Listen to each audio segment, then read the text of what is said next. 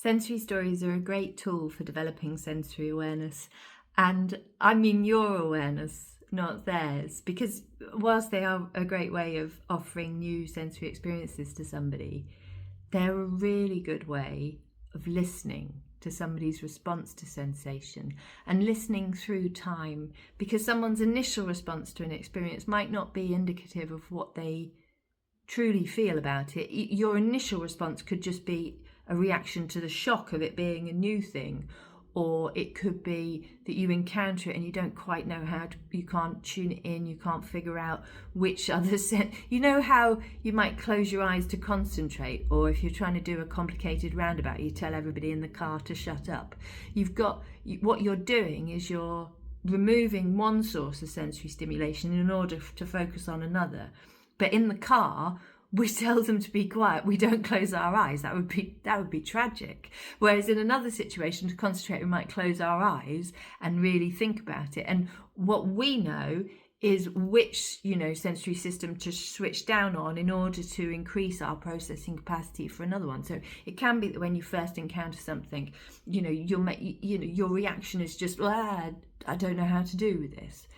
And so if you've got a sensory story that has distinct, gorgeous sensory offerings in it, in a sequence, and a sequence that is repeated through time, so it's a predictable thing and it always happens in the same way, then a person can have that initial, what's this? Or I don't know how to process this. But they get the opportunity to experience that story again, and through time, they get the hang of it and they're like, okay, yeah, great, this is the sensory story, tell me the sensory story. Then we get to see what they think about those experiences. And like anybody encountering a story, there'll be bits of the story you like, there'll be bits of the story that are more interesting, there'll be bits of the story that are boring. And if you really watch and if you listen, I'd say listen with all your senses, but it's more than that. You have to really feel it.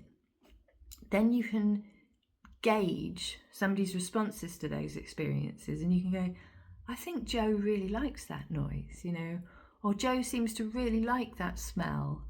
And then you tell a different sensory story and you get more information then, because maybe if I showed particular attention to the smell in the first story, you might be thinking, oh, she really likes smell experiences. But then you tell me the second story and I'm not really interested in that smell. So then you go back and you think, okay, what's the difference? That was quite a citrusy scent we had in that first story. This is quite a floral scent we've got in this story. I'm going to do, for the next 6 weeks, I'm going to do another one with a citrus scent and see if she likes the citrus scent again. And you are developing your awareness of my sensory preferences and the things that I enjoy at a sensory level and the things that worry me at a sensory level. And that listening to people who experience the sensory landscape differently to you is so important for understanding and connection. Because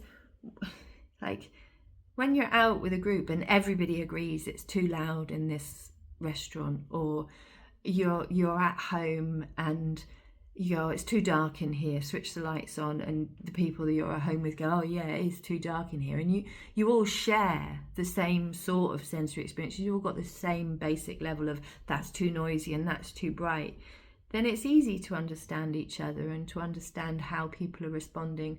But when you're with people who have different processing to yourself, who respond in different ways, you have to build up a whole sort of sensory map of their experience and step away from using your experience as a gauge on it, not going, oh, well, he won't be liking it because it's too hot in here, because it's that parent thing, isn't it? Put your coat on, I'm cold. My experience is not your experience. And if I want to understand your experience, I need to listen to it. And the structure of a sensory story enables you to do that in a meaningful way through time.